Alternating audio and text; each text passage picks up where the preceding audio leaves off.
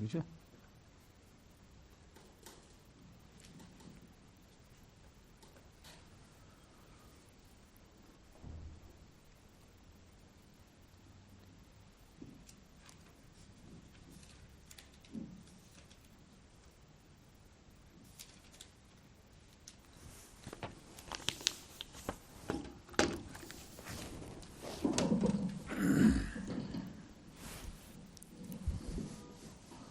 السلام علیکم ورحمۃ اللہ وبرکاتہ. بسم اللہ والصلاۃ والسلام علی رسول اللہ وعلی آلہ وصحبہ اجمعین ومن تبعہم بإحسان الی یوم الدین وبعد.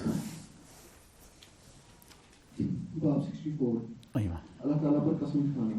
حضرت جندب بن عبداللہ بجلی رضی اللہ عنہ سے مروی ہے کہ رسول اللہ صلی اللہ علیہ وسلم نے فرمایا قال رجل واللہ لا یغفر اللہ لفلان وقال اللہ عز وجل من ذا الذی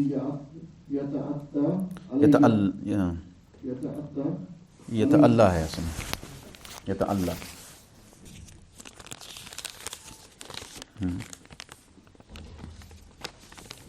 علی ان لا اغفر لفلان انی قد غفرت له واحببت عملک. ایک آدمی نے کہا اللہ کی قسم اللہ تعالیٰ فلان آدمی کی مغفرت نہیں کرے گا. اللہ تعالیٰ نے فرمایا یہ کون یعنی حضرت جندب بن عبداللہ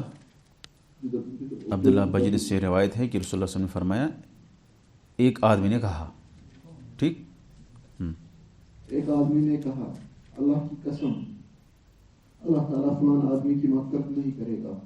اللہ تعالیٰ نے فرمایا یہ کون ہوتا ہے جو مجھ پر قسم اٹھاتا ہے کہ میں فلان کی مغفرت نہیں کروں گا. میں نے اس کی مغفرت کر دی اور تیری یعنی قسم اٹھانے والے کے اعمال ضائع کر دیے. اور حضرت ابو ہریرہ رضی اللہ عنہ کی حدیث میں ہے کہ ان القائل رجل عابد قال ابو ہریرہ تکلم بکلمۃ او بقت دنیاہ و آخرتہ. یہ کہنے والا ایک عابد و زاہد شخص تھا. حضرت ابو ہریرہ رضی اللہ عنہ فرماتے ہیں کہ اس نے صرف ایک ایسی بات کر دی جس نے اس کی دنیا و آخرت کو تباہ کر کے رکھ دیا. ٹھیک مسائل. اللہ تعالیٰ پر قسم اٹھانے سے تحذیر و تخویف ہے. دوزخ انسان کے قسمے سے بھی زیادہ قریب ہے. جنت بھی انسان کے ایسے ہی قریب ہے. اس حدیث میں نبی صلی اللہ علیہ وسلم کے درج ذیل فرمان کی تصدیق و تائید ہے. ان الرجل لا يتکلم بکلمہ کہ بسا اوقات انسان کوئی ایسا کلمہ کہہ جاتا ہے جس سے اس کی دنیا و آخرت برباد ہو جاتی ہے. بعض اوقات انسان کی کسی ایک سبب سے بخشش ہو جاتی ہے جو اس کے ہاں انتہائی ناپسندیدہ ہوتا ہے. ہاں اب بتائیے ترمذی صاحب کیا ہے اس باب کا خلاصہ؟ شاباش.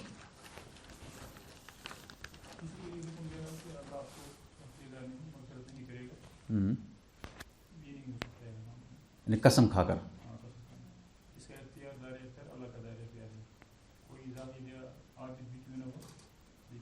ہاں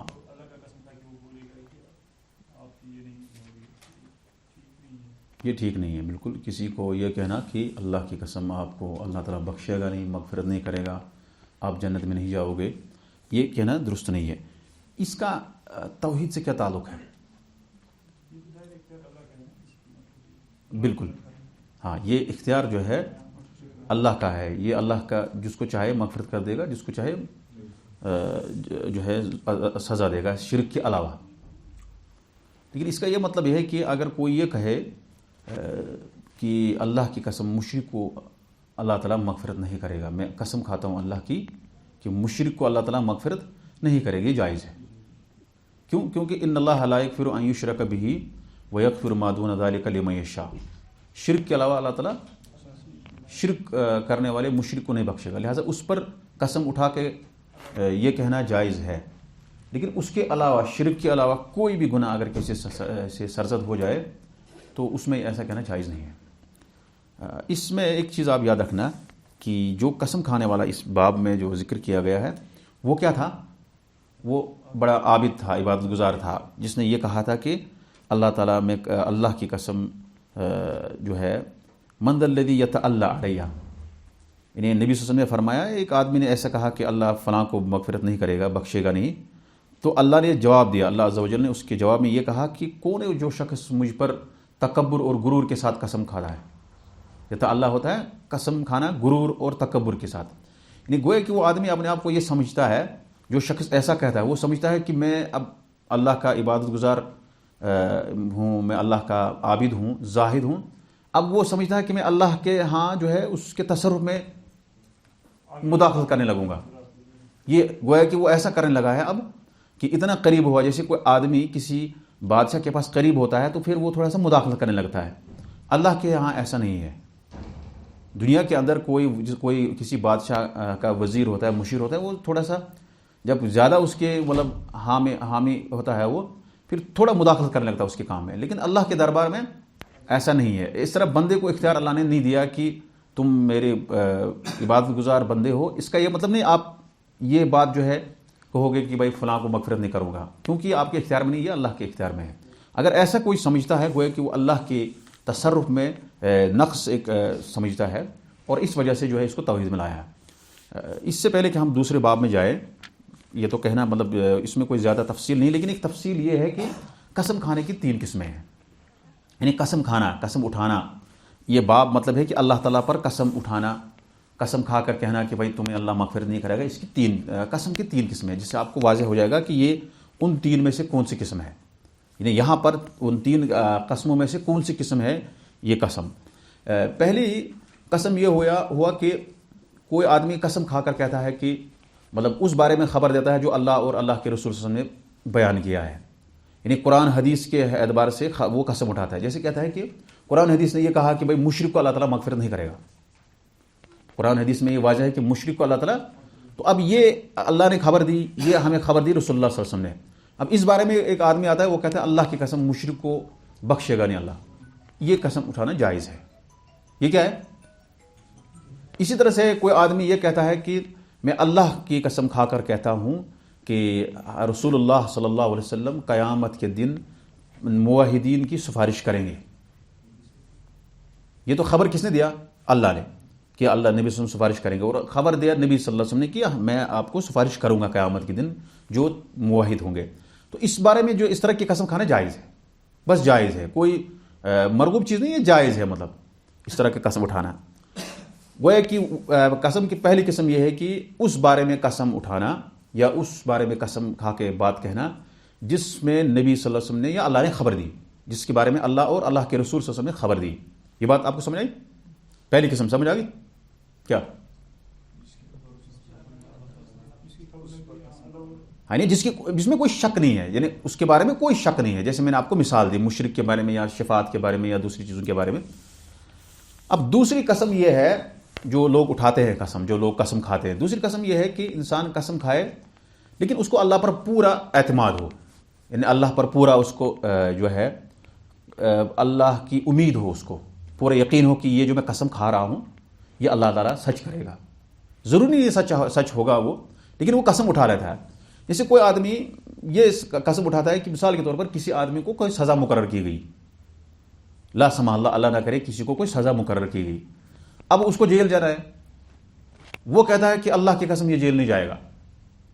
اس کے کوئی قریبی کوئی شخص ہوتا ہے، باپ ہوتا ہے یا اس کی ماں ہوتی ہے، بھائی ہوتا ہے، بھائی اس کو سزا کس کی لگی؟ اب جیل میں جانے کی، لیکن اس کو اتنی اللہ سے امید ہے کہ بھائی اللہ اس کو معاف کرے گا، اللہ اس کو جو ہے اس طرح سے کرے گا، پھر وہ کیا کرتا ہے؟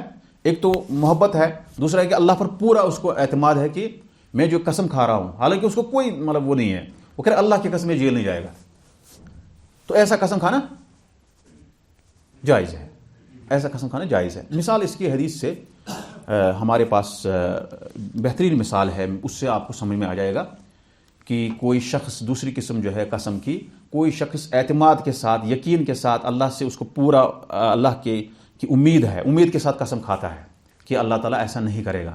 کسی کو مطلب چوٹ لگی ہے، کسی کو کوئی دانت، کسی کو کوئی انگلی ٹوٹ گئی، اس کا ڈاکٹر نے کہا بھائی اس کو توڑنا ہے، اس کو ختم کرنا، کاٹنا ہے، وہ کہتا نہیں اللہ کی قسم ایسا نہیں ہوگا، کیونکہ اس کو امید ہے اللہ سے کہ ایسا یہ صحیح ہوگا۔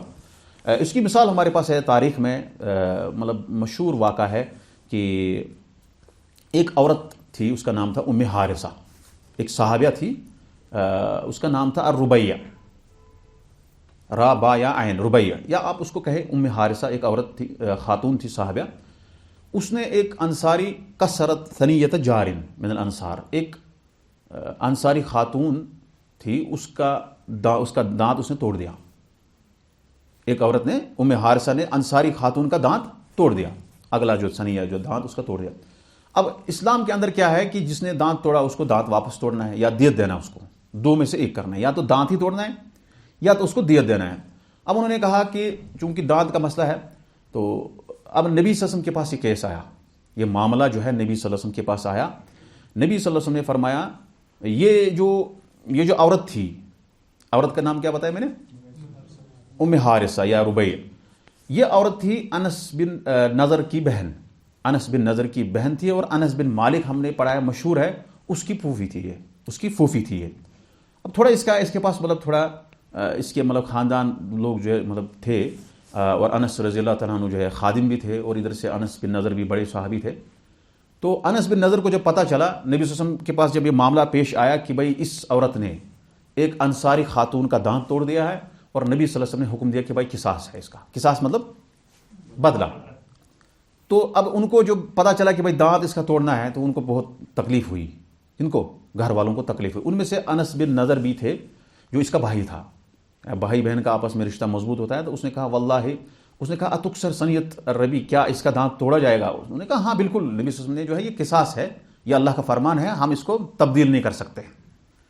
الا انہوں نے کوشش کیا، پھر انہوں نے انس بن نضر جو ہے اور اس کے جو خاندان والے، انہوں نے کہا بھائی معاف کر دو، اس کا دانت ٹوٹ گیا، اب کیا کرنا ہے، اب ہمیں معاف کر لو. کیونکہ معاف کرنا بھی جو ہے اسلام نے دیا ہے کہ معاف کر سکتے ہیں، اگر بدلہ نہیں لے، قصاص آپ جو اولیاء ہوتے ہیں سرپرست وہ معاف کر سکتے ہیں. لیکن انہوں نے معاف نہیں کیا، انہوں نے کہا بھائی ہمیں بدلہ لینا ہی لینا ہے. کنہوں نے؟ انصار نے. احسن، انصار نے کہا ہمیں بدلہ لینا ہی لینا ہے. اس کے بعد جو ہے جب انس بن نضر کو یہ ہو گیا کہ بھائی یہ تو اب اپنے اس پر اڑے ہوئے ہیں کیونکہ ان کا حق بھی ہے، تو انہوں نے کہا واللہ لا تکسر ثنیۃ الربی، اس ربیہ، اس کا دانت نہیں، اللہ کی قسم میری بہن کا دانت نہیں توڑا جائے گا. اب یہاں سے قصاص بھائی انہوں نے تیار ہے. اب یہاں سے جو نبی صلی اللہ علیہ وسلم نے حکم دیا، اب کس طرح سے مطلب اس کا جو ہے اس نے ایک اللہ پر امید باندھی، اس کو پورا یقین ہوا اللہ پر، جو ہے اس نے چھوڑ دیا کہ انشاءاللہ، اس نے کہا واللہ لا تکسر ثنیۃ الربیہ، میری بہن یعنی ربیہ کے دانت نہیں توڑے جائیں گے، اس کا دانت نہیں توڑا جائے گا. اعتراض تو نہیں کیا، اللہ سے امید لگے اور قسم کھا کے. اب اسی دوران جو ہے انصار آپس میں بیٹھے ہوئے تھے، بھائی یہ کہہ رہے تھے معاف کرو، کر نہیں رہے تھے. اچانک اللہ تعالیٰ نے ان کے دل میں ڈال دیا. کن کے دل میں؟ انصار کے دل میں ڈال دیا کہ بھائی معاف کر دو، اور انہوں نے معاف کر دیا. پھر نبی صلی اللہ علیہ وسلم تو یہاں اس واقعے کو خود مشاہدہ کر رہے تھے، فرما رہے تھے. تو نبی صلی اللہ علیہ وسلم فرمایا ان من عباد اللہ من لو اقسم علی اللہ لابرہ، اللہ کے بندوں میں سے کچھ بندے ایسے ہیں جو اللہ کی قسم کھا کر کہتے ہیں، اگر وہ اللہ پر قسم کھاتے ہیں تو اللہ تعالیٰ ان کی قسم کو سچ کر کے دکھاتا ہے. اور یہ انس بن نضر کی قسم جو ہے، جو انہوں نے قسم کھائی، یعنی انہوں نے ایک امید کے ساتھ اللہ کے ساتھ امید لگائی کہ ایسا نہیں ہوگا. یہ نہیں کہ اعتراض کیا، یعنی اللہ سے انہوں نے مطلب کہا کہ معاف کرنے کا ایک ہمارے پاس ہے، تو انہوں نے معاف کر دیا. اور یقیناً جو ہے انس بن نضر جو ہے اللہ کے بندوں میں سے، پیارے بندوں میں سے تھے. کرامت بھی سمجھے گی اس کو، آپ کچھ بھی سمجھے آپ اس کو، کرامت. انس بن نضر جو ہے ایسے صحابی تھے، اللہ کا ایسا بندہ تھا، وہ بہت اونچا اس کا درجہ رہا. احد کے میدان میں جب گئے وہ، انہوں نے پہلے ہی کہہ دیا سعد بن معاذ کو، کیا کہا؟ انی احسنت انی لاجد ریح الجنہ دون احد. انہوں نے کہا میں احد کے میدان میں جنت کی خوشبو دیکھ رہا ہوں. کس کو کہا؟ جب احد کے میدان میں جب نبی صلی اللہ علیہ وسلم جا رہے تھے تو سعد بن معاذ ان کا مقابلہ ہوا، یعنی آمنا سامنا. سب سے پہلے ان کو سعد بن معاذ سے ملاقات ہوئی. تو یہی انس بن نضر کہتے ہیں واللہ ورب النضر. نظر کون تھا؟ باپ تھا. نظر کون تھا اس کا؟ باپ تھا. احد پہ جا رہے تھے، یہ اس وقت بھی قسم کھا رہے ہیں، اس وقت بھی قسم کھائی، نظر کے رب کی قسم، یعنی اپنے باپ سے مراد ہے. تو انہوں نے کہا ورب النظر انی لاجد ریح الجنہ دون احد، میں احد کے میدان میں جنت کی خوشبو پا رہا ہوں. اور اسی احد میں جا کے وہ شہید ہو گئے. آپ کو پتہ کتنے زخم لگے تھے؟ کسی کو پتہ کتنے زخم لگے تھے؟ یہ بخاری میں واقع ہے کہ انس بن مالک کہتے ہیں، انس بن مالک کا کیا تھا؟ نہیں بھائی نہیں تھا. انس بن مالک کا انس بن نضر چاچا تھا. کیا تھا؟ چاچا تھا. انس بن مالک اس کا چاچا تھا. جب اس کی پھوپھی ہے نا یہ اس کا چاچا. انس بن مالک کہتے ہیں کہ 80 سے زیادہ زخم لگے تھے. کس کو؟ انس بن نضر کو 80 سے زیادہ زخم لگے تھے. اور جب ہم نے اس کو دفن کرنا دیکھا کہ بھئی کون ہے یہ، پہچانا نہیں گیا، وہ اس کی پہچان نہیں ہوئی. پھر اس کو اسی بہن نے پہچانا. کس بہن نے؟ جس کی بہن کے بارے میں اس نے قسم کھائی تھی، ام حارثہ کے بارے میں قسم کھائی تھی. اور اس کے بعد جو ہے انس بن نضر رضی اللہ تعالیٰ عنہ کے بارے میں انس بن مالک کہتے ہیں، یعنی ہمیں ایسا لگ رہا ہے، ایسا محسوس ہو رہا ہے کہ یہ انس بن نضر ان لوگوں میں سے ہے جن کے بارے میں اللہ تعالیٰ نے فرمایا من المؤمنین رجال صدقوا ما عاهدوا اللہ علیہ. یعنی مومن میں سے ایسے لوگ ہیں جنہوں نے اللہ کے وعدے کو پورا کیا. فمنهم من قضى نحبه ومنهم من ينتظر. یعنی مومن میں سے کچھ ایسے لوگ ہیں جنہوں نے اللہ کے وعدے کو پورا کیا. اور ہم کو لگ رہا تھا کہ یہ آیت انس بن نضر اور ان جیسے لوگوں کے بارے میں نازل ہوئی. کون سے آیت؟ من المؤمنین رجال صدقوا ما عاهدوا اللہ علیہ. یعنی مومن میں سے کچھ لوگ ایسے ہیں، ایسے اشخاص ہیں جنہوں نے اللہ کے وعدے کو پورا کیا. اللہ کا کیا وعدہ تھا؟ کیا وعدہ کیا تھا انہوں نے؟ نحن الذین بایعوا محمد علی الاسلام علی الجہاد ما بقینا ابدا. وعدہ کیا تھا کہ ہم جہاد ہمیشہ کرتے رہیں گے، اسلام پہ قائم رہیں گے. اور انس بن نضر نے ایسا کر کے دکھایا. اس کے بعد اللہ تعالیٰ فرماتا ہے فمنهم من قضى نحبه. کچھ لوگ ایسے ہیں جنہوں نے اپنا وعدہ پورا کر دیا. ومنهم من ينتظر. کچھ لوگ ایسے ہیں جو اللہ کا وعدے کا انتظار کر رہے ہیں کہ وہ کوشش کر رہے ہیں کہ جہاد آ جائے، ہم اللہ کے راستے میں شہید ہو جائے. وما بدلوا تبدیلا. اور انہوں نے اللہ کے اس مطلب وعدے کو تبدیل نہیں کیا. مشہور آیت ہے، آپ کو یاد نہیں؟ بہت مشہور آیت ہے. اس طرح کی آیات پڑھے نا آپ کی انسان کو مطلب صحابہ کی زندگی کا پتہ چلتا ہے کہ کس طرح سے. ہاں، اس سے ایمان جو ہے. انس بن نضر رضی اللہ تعالیٰ عنہ کو 80 سے زیادہ زخم ہوئے اور کسی نے نہیں پہچانا. پھر کس نے پہچانا؟ اسی بہن نے جس کے بارے میں سے قسم اٹھائی تھی. تو اس بہن کا بھی آپ دیکھیے حال کیسا ہوگا کہ بھائی کس طرح سے اس نے وغیرہ نہیں کیا، اللہ کے راستے میں شہید ہوا. پھر اس نے اپنے کیسے پہچانا؟ انگلیوں سے، اور کچھ نہیں رہا تھا. انس بن نضر کو جو ہے یعنی جسم میں اتنے زخم ہوئے تھے کہ کچھ نہیں رہا تھا.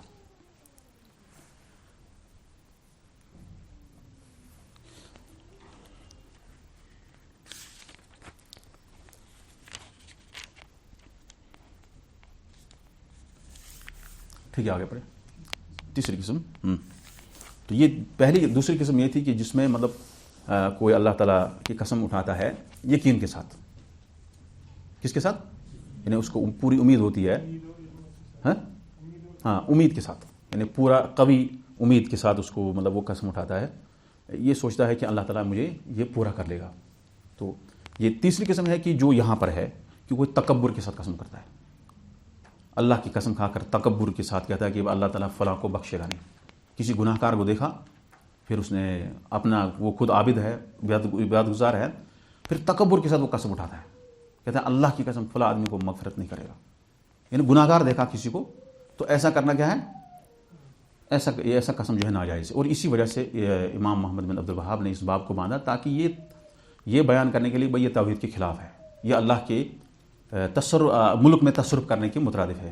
تو اس وجہ سے جو ہے تیسری قسم ہے کہ انسان کوئی تکبر کے ساتھ مطلب قسم اٹھاتا ہے کہ اللہ تعالیٰ فلاں کو مغفرت نہیں کرے گا. ایسا کہنا توحید کے منافی ہے.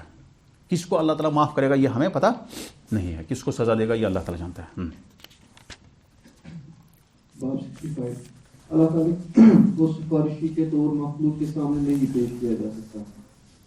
حضرت جبیر بن مطعم رضی اللہ عنہ سے مروی ہے کہ ایک بدوی نبی صلی اللہ علیہ وسلم کو کہنے لگا، یا رسول اللہ صلی اللہ علیہ وسلم، نہکت النفس وجع العیال وحلقت الاموال فاستسق لنا ربک فإنا نستشفع باللہ علیک وبک علی اللہ. فقال النبی صلی اللہ علیہ وسلم سبحان اللہ فما زال يسبح حتى أورث ذلك في وجوه أصحابه ثم قال ويحك أتدري ما الله إن شأن الله أعظم من ذلك إنه لا يستشفع بالله على أحد یا رسول اللہ صلی اللہ علیہ وسلم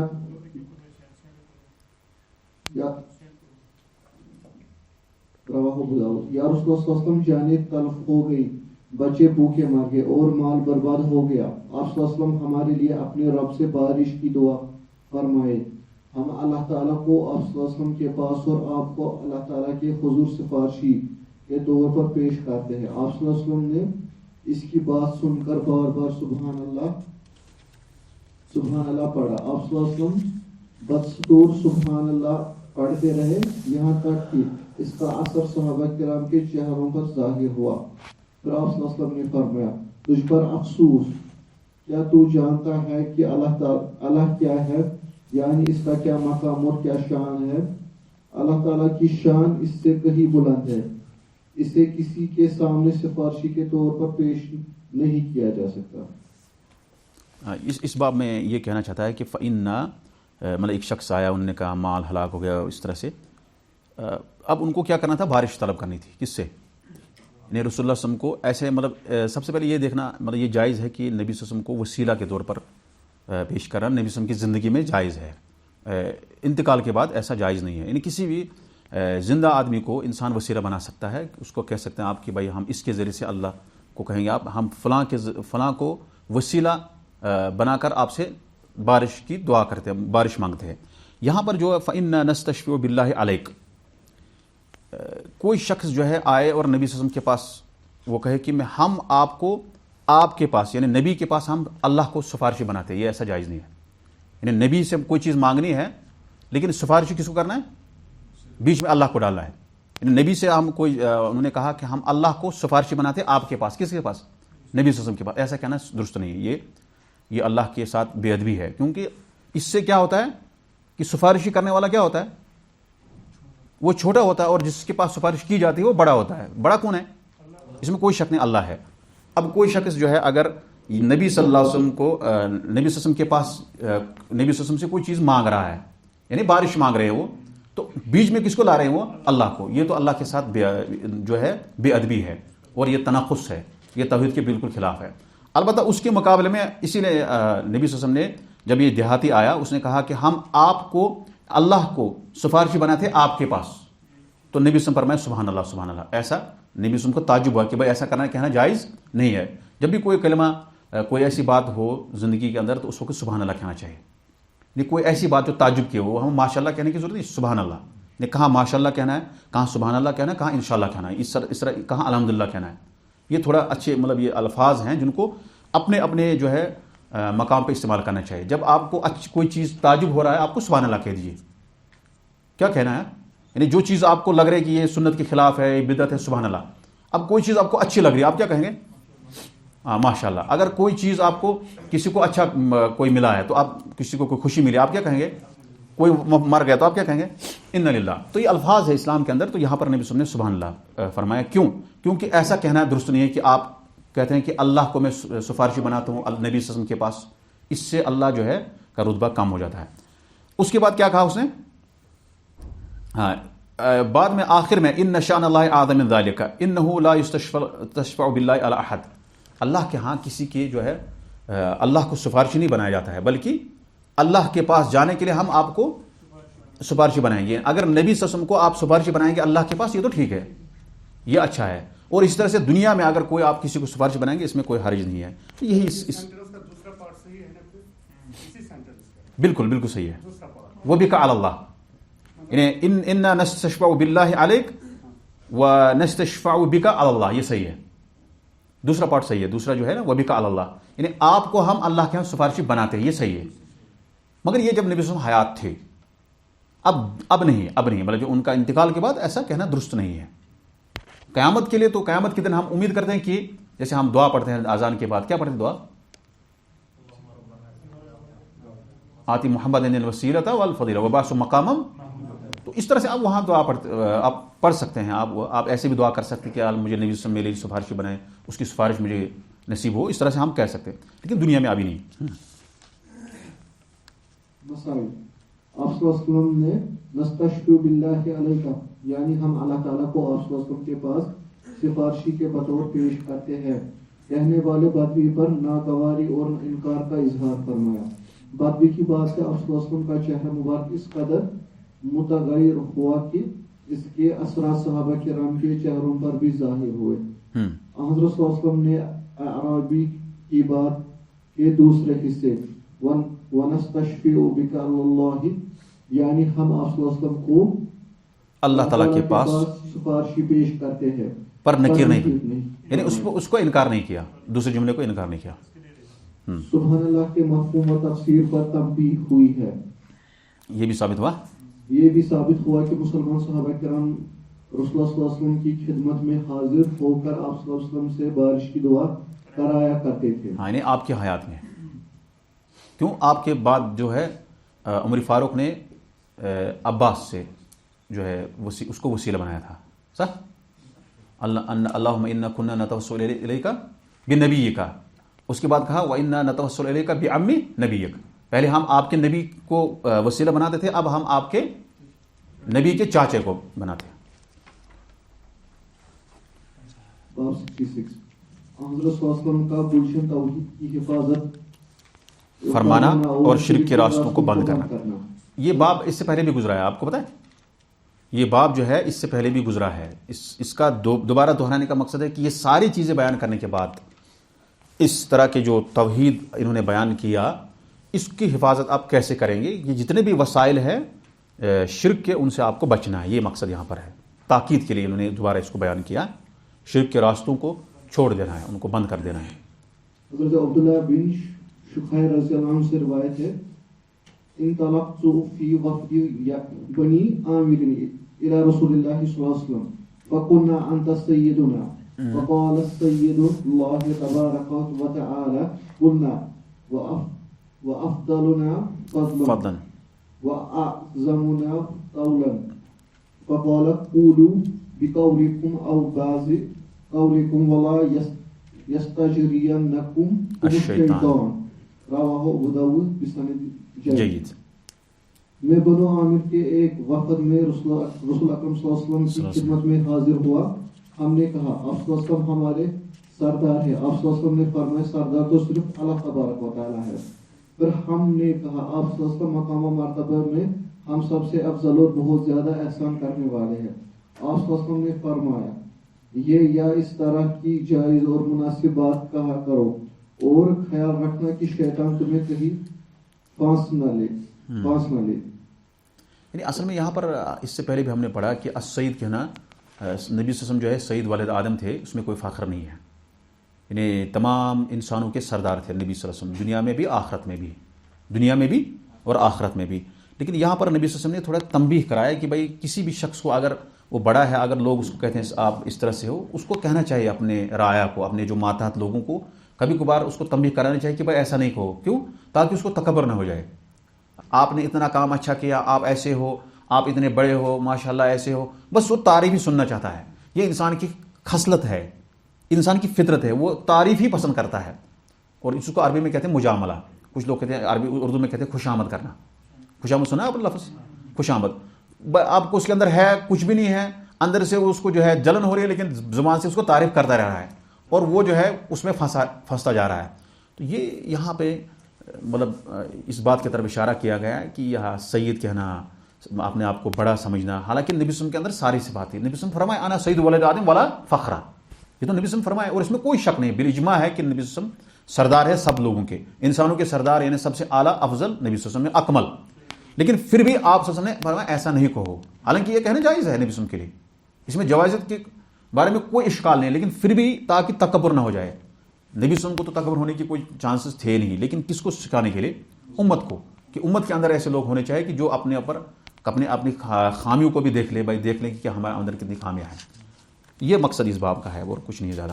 ہاں حضرت انس رضی اللہ عنہ سے مروی ہے کہ چند لوگوں نے کہا یا رسول اللہ صلی اللہ علیہ وسلم یا خیرنا وابن خیرنا یا سیدنا وابن سیدنا فقال یا ایها الناس قولوا بقولكم ولا يستهوينكم الشیطان انا محمد عبد الله ورسوله ما احب ان ترفعوني فوق منزلتي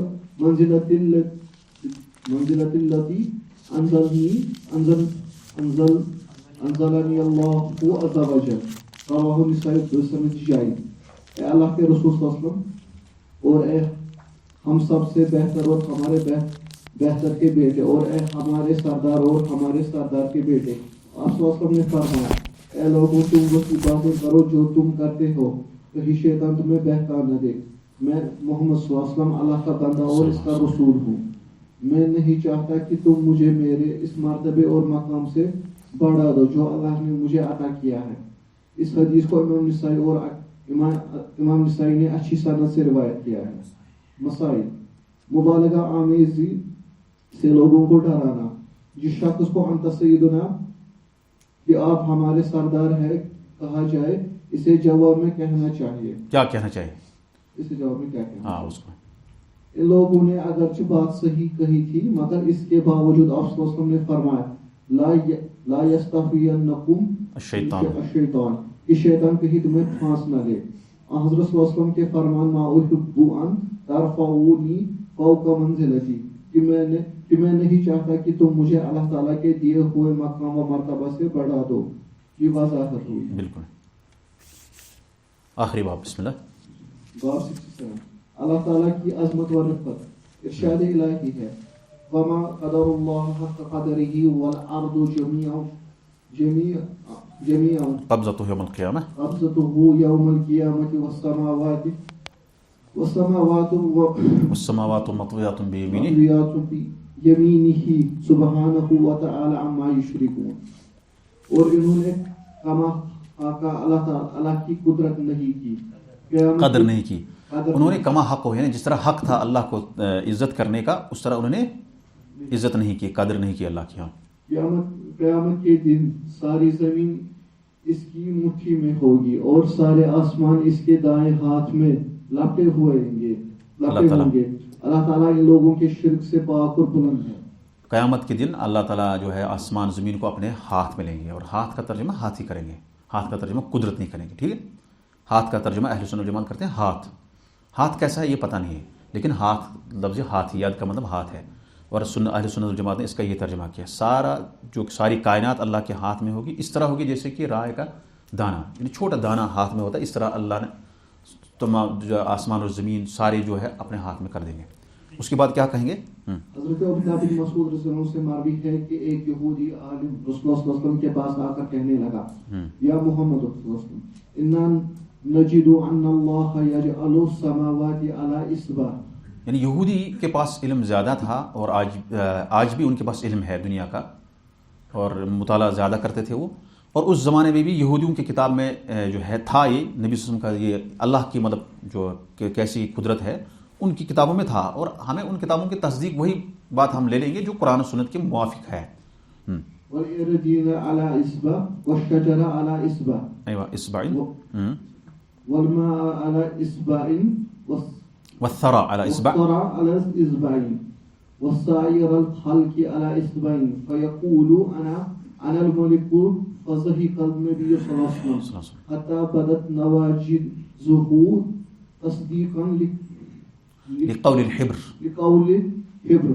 ثم قرأ وما قدر الله حق قدره والارض جميعا قبضته يوم القيامة. ٹھیک.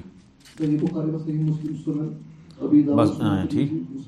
اے محمد صلی اللہ علیہ وسلم ہم اپنی کتاب میں یہ بات لکھی ہوئی پاتے ہیں کہ اللہ تعالیٰ قیامت کے دن سارے آسمانوں کو ایک انگلی پر تمام زمینوں کو ایک انگلی پر تمام درختوں کو ایک انگلی پر پانی کو ایک انگلی پر کیچڑ کو ایک انگلی پر باقی تمام مخلوقات کو ایک انگلی پر رکھ کر فرمائے گا میں ہی بادشاہ ہوں. آپ صلی اللہ علیہ وسلم اس کی بات سن کر بطور تصدیق ہنس پڑے حتیٰ کہ آپ صلی اللہ علیہ وسلم کے داڑھے نمایاں ہو گئے. پھر آپ صلی اللہ علیہ وسلم نے آیت تلاوت کی اور انہوں نے اللہ تعالیٰ کی کما حق قدر نہیں کی حالانکہ قیامت کے دن داڑھے سے مطلب داڑھے ہاں یہ ہاں جب یہ دن ساری زمین اس کی مٹھی میں ہوگی اور سارے آسمان اس کے دائیں ہاتھ میں لپٹے ہوں گے. اور ایک حدیث میں یہ الفاظ ہے والجبال والشجر على اصبع ثم يخذوهن فيقول أنا الملك أنا الله. صحیح مسلم. اور اللہ قیامت کو تمام پہاڑ اور درختوں کو ایک انگلی پر رکھے گا، پھر ان کو کھلا کر کہے گا میں ہی بادشاہ ہوں، میں ہی اللہ ہوں. اور اس کے بعد آپ پڑھیں آصف صاحب ٹھیک تو تھے کیوں پہ کوٹ سے لگتا ماشاء اللہ ہاں ان شاء اللہ ان اللہ جمیل یحب الجمال. اور ایک روایت میں یوں ہے یجعل السماوات علی اصبع والماء والثرى علی اصبع وسائر الخلق علی اصبع. اللہ تعالیٰ تمام آسمانوں کو ایک انگلی پر اور پانی اور کیچڑ کو ایک انگلی پر اور باقی تمام مخلوقات کو ایک انگلی پر رکھے گا. اور ایک جگہ حضرت عبداللہ بن عمر رضی اللہ عنہما سے مروی ہے کہ رسول اللہ صلی اللہ علیہ وسلم نے فرمایا یطوی اللہ السماوات یوم القیامت ثم یأخذهن بیدہ الیمنی ثم یقول انا الملک این الجبارون این المتکبرون ثم یطوی الارضین السبع بالشمال ثم یقول انا الملک این الجبارون این المتکبرون. اللہ تعالیٰ قیامت کے دن آسمانوں کو لپیٹ کر اپنے دست راست میں لے گا اور فرمائے گا میں ہی بادشاہ ہوں، زمین میں سرکشی اور تکبر کرنے والے آج کہاں ہیں؟ پھر اللہ تعالیٰ ساتوں زمینوں کو لپیٹ کر اپنے بائیں ہاتھ میں لے کر فرمائے گا میں ہی بادشاہ ہوں، زمین کے سرکشی اور تکبر کرنے والے آج کہاں ہیں؟ اور حضرت عبداللہ بن عباس رضی اللہ عنہما نے کہا مَالسَّمَاوَاتُ السَّبْعُ وَالْأَرْضُونَ السَّبْعُ فِي کف الرحمن الا کخردلۃ فی بد احدکم فی ید احدکم. ساتوں آسمان اور ساتوں زمین. ہاں یہ کہنا ہے کہ آسمان اور زمین کیسے اللہ کے ہاتھ میں ہوں گے، اس روایت میں اس کا ذکر ہے. ساتوں آسمان اور ساتوں زمینیں اللہ رحمان کے ہاتھ میں یوں ہوں گے جیسے تمہارے ہاتھ میں رائی کا دانہ ہوتا ہے.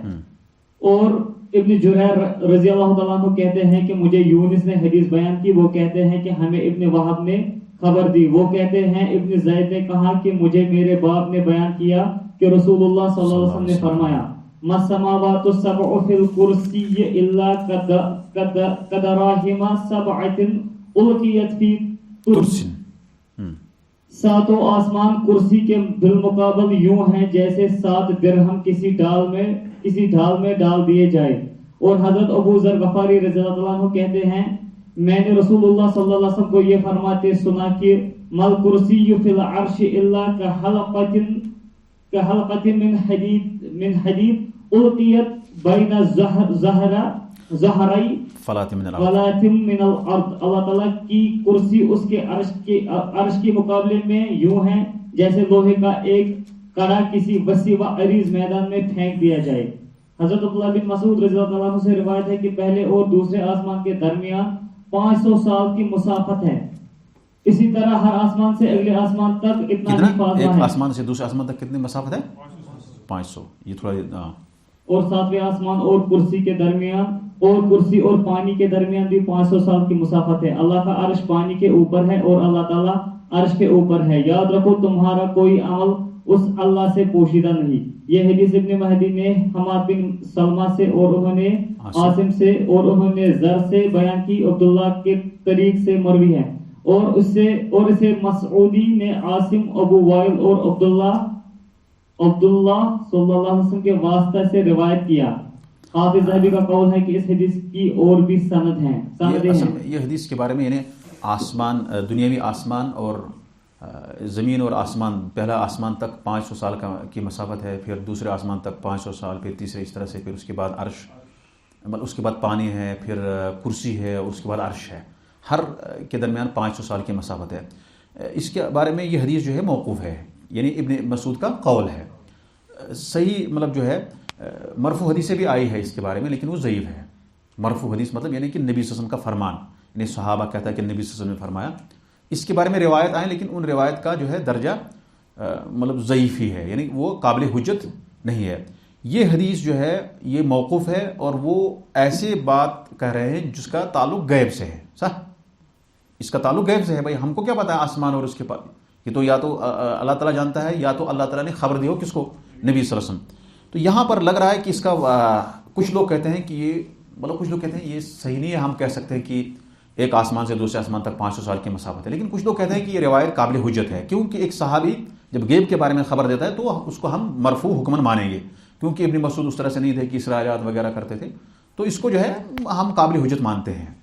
یہ قابل حجت اس روایت کو مانتے ہیں. اور ایک آسمان سے دوسرے آسمان تک کتنی مسافت ہے؟ 500 سال کی. مسافت کس میں ہے؟ یعنی ڈسٹینس، یعنی یہ ذکر نہیں ہے اللہ تعالیٰ. سن کے چلنے کی ہے یا کسی اس طور سے اس کو ماپا جائے گا؟ واللہ مجھے اس کا پتہ نہیں ہے، مجھے اس کا علم نہیں ہے. لیکن یہ کہہ نہیں سکتے ہیں. اصل میں آسمان کا جو آسمان کی سیر تھوڑی دوسری مختلف ہے. آسمان کی بات کر رہے ہیں اوپر، اس کا علم نہیں ہے مجھے. اب جیسے آسمان پہ جب گئے نبی صلی اللہ علیہ وسلم تو کس کے ذریعے گئے تھے؟ نہیں، جبریل کے ساتھ گئے تھے نا وہ. تو وہاں اس کی مسافت وہ اس کی مطلب جو سپیڈ جو ہے بہت تیز تھی. براق سے گئے تھے جب مسجد حرام سے لے کے مسجد اقصیٰ تک، حالانکہ اس کی بھی سپیڈ بہت زیادہ تھی. واللہ عالم پتہ نہیں ہے. 500 سال مسافت آیا ہے، یعنی کافی دور ہے. ہاں اس میں مجھے پتہ نہیں ہے، دیکھنا پڑے گا. ویسے بھی روایت جو ہے مطلب صحابی کی ہے، دیکھنا پڑے گا اس کو. حضرت عباس بن عبد المطلب رضی اللہ تعالیٰ عنہ سے مروی ہے کہ رسول اللہ صلی اللہ علیہ وسلم نے فرمایا هل تدرون كم بين السماء والأرض قلنا الله ورسوله أعلم قال بينهما مسيرة 500 سماء ومن كل سماء إلى سماء مسيرة 500 سنة وكثف كل سنة مسيرة 500 سنة وبين السماء السابعة والعرش البحر بين أسفله وأعلاه كما بين السماء والأرض والله تعالى فوق ذلك وليس يخفى عليه شيء من أعمال بني آدم. کیا تم جانتے ہو کہ زمین اور آسمان کے درمیان کتنا فاصلہ ہے؟ ہم نے کہا اللہ اور اس کا رسول صلی اللہ علیہ وسلم ہی بہتر جانتے ہیں. آپ صلی اللہ علیہ وسلم نے فرمایا ان کے درمیان 500 سال کی مسافت ہے اور ہر آسمان سے دوسرے آسمان تک 500 سال کی مسافت ہے اور ہر آسمان کی موٹائی 500 سال کی مسافت کے برابر ہے. 7ویں آسمان اور عرش الہی کے درمیان ایک سمندر ہے، اس کے نیچے اور اوپر والے حصوں کے درمیان بھی اتنا ہی فاصلہ ہے جتنا زمین اور آسمان کے درمیان ہے. اور اللہ تعالیٰ اس کے 7ویں آسمان اور عرش کے درمیان کیا ہے؟ سمندر ہے. اس کی مسافت بھی 500 سال ہے. اور اللہ تعالیٰ اس کے اوپر ہے. بنو آدم کے اس کے اعمال میں نیچے سے کوئی عمل آپ اس یہاں سے پڑھیں، اس کے نیچے اور اوپر والے حصوں کے درمیان بھی اتنا ہی فاصلہ ہے جتنا زمین اور آسمان کے درمیان ہے. یعنی ہر جو ڈسٹینس ہے اس میں 500 سال کی مسافت ہے. اور اللہ تعالیٰ اس کے اوپر ہے. یعنی کرسی جو ہے وہ کیا ہے؟ کرسی کے اوپر کیا ہے؟ عرش ہے. اور عرش سے سب سے بڑا جو ہے جو آسمان زمین ہے اس سے بڑی کرسی ہے، اس سے بڑا عرش ہے. اس کے بعد جو ہے اس پر اللہ تعالیٰ مستوی ہے. زیادہ سوال نہیں کرنا کیونکہ مجھے اس کے بارے میں پتہ نہیں. ٹھیک ہے نا؟ ہاں، بنو آدم کے اعمال میں سے ان میں سے پوشیدہ اور مخفی میں. ہاں، یعنی اللہ تبارک و تعالیٰ بنو آدم کے اعمال میں سے کوئی عمل اس سے پوشیدہ نہیں ہے. اب اللہ تعالیٰ کہاں ہے؟ اس کے بعد بھی اگر کوئی کہے گا اللہ تعالیٰ ہر جگہ ہے، یہ اس کا عقیدہ غلط ہے. ہاں، بعد میں بہت ساری خرافات اس میں لوگ کہتے ہیں کہ اللہ تبارک تعالیٰ لا تحیطہ الجہات الست، 7 جہت جو ہے جو ڈائریکشنز ہے اس کو اللہ تعالیٰ گھیرتا نہیں ہے. یہ تو ہم مانتے ہیں، لیکن اللہ تعالیٰ اوپر ہے. کہاں ہے؟ یعنی انسان کی فطرت جب بھی کوئی کرتا ہے وہ اوپر ہی کرتا ہے، چاہے مسلمان ہو غیر مسلم ہو. طوعاً کرہن سب اسی کو اوپر مانتے ہیں، کوئی ادھر نہیں کرتا ہے. اللہ تعالیٰ ہر جگہ پہ اپنی نظر رکھے ہوئے ہیں. ہر جگہ اللہ تعالیٰ یہاں نہیں ہے، یہاں ہے اپنے علم سے. اللہ تعالیٰ کا جو علم ہے وہ ہر جگہ پر ہے. اللہ تعالیٰ چلیں گے؟ ہاں چلیں گے قیامت کے دن. اللہ تعالیٰ نزول کرتے ہیں آسمان میں، یہاں کرتے ہیں، کس طرح ہمیں پتہ نہیں ہے. یہی نزول اگر کوئی انسان سمجھے گا کہ انسانوں کی طرح چلتے ہیں تو پھر وہ اس کو کبھی سمجھ نہیں آئے گا. وہ نزول یلیقو بجلالہ، اللہ تعالیٰ کا جو اترنا آسمانی دنیا کی طرف، جیسے ہم کہتے ہیں نا آخری رات کے آخری حصے میں، رات کے تہائی حصے میں، آخری حصے میں، اس کو کہتے ہیں پاس آخرس. یعنی اللہ تعالیٰ نزول کرنا اس وقت جو ہے وہ نزول کرتے ہیں، یعنی قریب ہوتے ہیں. کس طرح سے ہوتے ہیں؟ آپ نے سنا ہوگا کہ سب سے زیادہ اللہ تعالیٰ بندے کے نزدیک اس وقت ہوتا ہے جب انسان سجدے میں ہوتا ہے. تو کیسے نزدیک ہوگا؟ عرش سے چھوڑ کر آئے گا؟ ایسا نہیں ہے. تو اس طرح سے آپ سمجھیں کہ اللہ تعالیٰ اوپر ہے، بس اتنا مان لیں آپ. ہر جگہ اللہ تعالیٰ نہیں ہے، یہ عقیدہ رکھنا ضروری ہے. آخری مسائل پڑھیں گے، اس پر ہم ختم کرتے ہیں. اس کے اندر مسائل ہے، اس سے وضاحت کچھ ہے، بہرحال ہاں کلیئر ہی ہے. لیکن پڑھ لیں گے، مرور کریں گے ہم، جو کہ پڑھنے والے ماشاء اللہ ٹھیک ٹھاک ہیں. 2 منٹ میں لگ جائیں گے. ہاں قرآن کریم کی آیت والارض جمیعا قبضته یوم القیامہ کی تفسیر ہوئی. اس حدیث میں کہتے ہیں نا انما الاعمال بالخواتیم. اب اس قیدی کی طرح جس کو اب جس کو چھوٹ جانا تھا پہلے اس نے چھلانگ مار دی. ہاں اس حدیث میں مذکور اور اس جیسی دیگر باتیں حضرت صلی اللہ علیہ وسلم کے زمانے تک یہود میں موجود محفوظ تھی، چنانچہ انہوں نے نہ تو ان باتوں کا انکار کیا اور نہ کوئی تعویل کی. ہاں یعنی یہاں تک اب انہوں نے انکار نہیں کیا تھا، یہاں تک تعریف نہیں ہوئی تھی. رسول اللہ صلی اللہ علیہ وسلم کے سامنے یہودی عالم نے جب ان باتوں کا ذکر کیا تو آپ صلی اللہ علیہ وسلم نے اس کی تصدیق فرمائی اور مزید تائید کے لیے قرآن کریم بھی نازل ہوا. یہودی عالم کی ان عظیم علمی باتوں پر آپ صلی اللہ علیہ وسلم کا ہنسنا خوشی کی وجہ سے تھا. اللہ تعالیٰ کے ہاتھوں کا اس بات اور یہ کہ اللہ تعالیٰ کے دست راست میں آسمان اور دوسرے ہاتھ میں زمینیں ہوں گی. یہ آپ نبی وسلم کا ہنسنا یہ اس بات کی تصدیق ہے، اس کا احترام ہے. کس کا؟ یہودی عالم کا. علم کا احترام انسان کو ہوتا ہے، اور علم جو ہے اس کو کوئی مطلب وہ علم ہر جو ہے پر جو ہے وہ طاقت ہے. علم ایک طاقت ہے اور اس کی وجہ سے ہر ایک آدمی مرعوب ہو جاتا ہے، چاہے علم دنیاوی ہو یا دینی ہو. چونکہ دینی افضل ہے، دنیاوی علوم اس کا بھی طاقت ہے، دینی علوم دونوں کا اپنا اپنا درجہ ہے. اللہ تعالیٰ کے ہاتھ کے بائیں ہونے کا اللہ تعالیٰ ٹھیک بائیں ہونے کا کی صراحت ہے. اللہ تعالیٰ کا اس وقت بڑے بڑے سرکش اور متکبرین کو پکاریں گے. اللہ تعالیٰ کے ہاتھ کے مقابلے میں آسمان اور زمین ہے. اس سے کیا مراد ہے اللہ تعالیٰ کے ہاتھ کے بائیں ہونے کی؟ یعنی اللہ تعالیٰ کا جیسے ہم کہتے ہیں نا ہمارا دایاں ہاتھ ہے بایاں ہے، اللہ تعالیٰ کو بھی دایاں ہاتھ ہے بایاں ہاتھ ہے. کیسا ہے یہ پتہ نہیں ہے، یہ پتہ نہیں ہے ہمیں اس کا نہیں.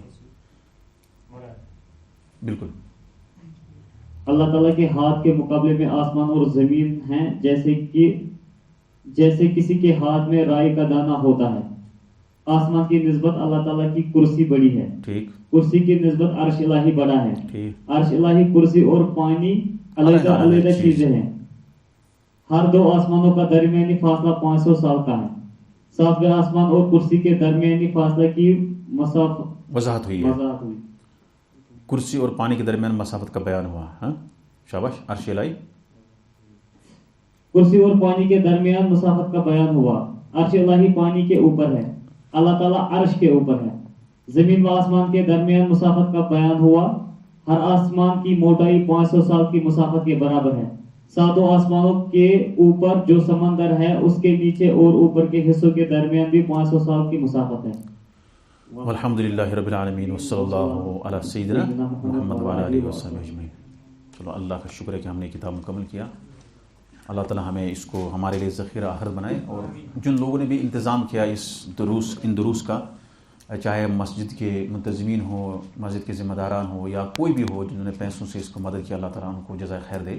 ہم سب کی کوششوں کو قبول کرے. آپ آئے، اللہ تعالیٰ آپ کے آنے کو بھی قبول فرمائے.